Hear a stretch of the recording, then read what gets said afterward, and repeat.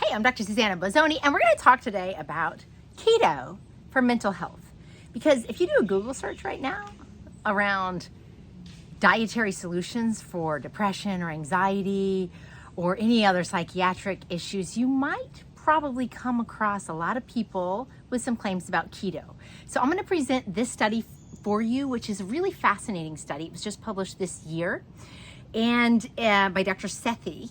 And it was 21 patients with schizophrenia or bipolar, and they were looked at over 4 months. And all of these patients were overweight and had gained weight likely because of their psychiatric medication, or they had some metabolic abnormality such as insulin resistance and so on. And so they put them on a keto diet, but what specifically they did was have them eat 1 cup of vegetables, 2 cups of salad, and 8 glasses of water daily. And then, of course, because we're talking about very low carbs, so they were restricted to 20 grams of carbohydrate, excluding the fiber. So that means that they really cleared out their processed foods and their alcohol. So remove processed foods, remove alcohol, drink 8 glasses of water daily, eat 2 cups of salad, and eat 1 cup of vegetables a day, right? In addition to that, they were in ketosis. So they measured them every week to make sure that they were in ketosis. And they were eating 30% protein, 60% fat, 10% carbohydrate was the macronutrient breakdown. And what they found was pretty impressive, right? They had 31% improvement in clinical global impressions for schizophrenics in that study.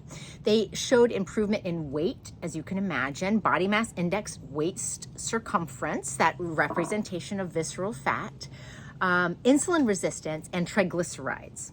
Notably, LDLs and ApoB, or apolipoprotein B, both increased, but all of these other signals improved. Now, that seems very promising, right? But what the concern about this study is, suggesting benefit, is that how many of your patients are eating 1 cup of vegetables, 2 cups of salad, 8 glasses of water, and no processed foods or alcohol? So what they didn't do was control this study. This is not a randomized controlled trial. So what if we just did those things, and all of those things have been shown to reduce premature death, improve microbiome health, the list goes on, reducing chronic disease risk and so on. And so because this study is not controlled with something that's doing something similar, but maybe not the macronutrient breakdown into ketosis or et cetera, this really doesn't tell us that much that we don't know, but it does risk encouraging people to go keto when this study is not necessarily telling us that keto is driving that benefit. What do I mean by that? Well, the concern that I have about this study is that you can go keto, and what do most people do with that? They restrict their carbohydrates. Many of them throw out the baby with the bathwater, though, because we have such strong evidence that shows that a healthy microbiome, where we produce serotonin, where we produce 80% of serotonin, 50% of dopamine, a lot of our GABA, not to mention short chain fatty acids that reduce inflammation, that is a major player in mental health concerns, as well as chronic disease, as well as premature death. When we restrict fiber diversity, that is plants in our nutrition, we are going against what mounds of evidence suggest to be absolutely pivotal to support microbiome health.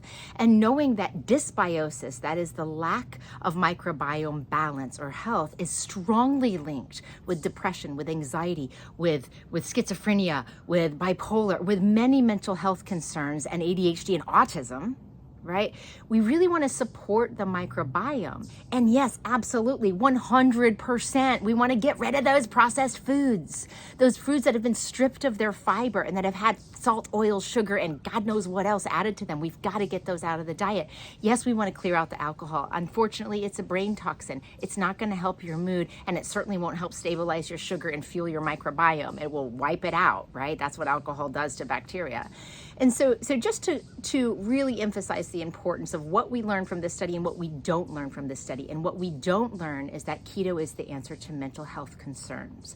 There's really no large-scale studies. As far as I know, there's no randomized randomized controlled trials, but yet we have extensive amount of data, including randomized controlled trials, such as the SMILE trial, the kind of epic nutritional psychiatry trial that they included 50 grams of fiber in those participants. So including fiber, and specifically fiber diversity, 30 species of whole plants per week, as suggested by the American Gut Project, to improve the health and diversity of your microbiome, is really pivotal to not just improve mental health, but also all of our chronic diseases, and improve overall all of our disease risk. So thank you so much for your time. I hope this gets a little bit of insight into this study for you, and some overall insight into what the overall data says about health and mental health. I'd look to the work of Felice Jacka, who's amazing.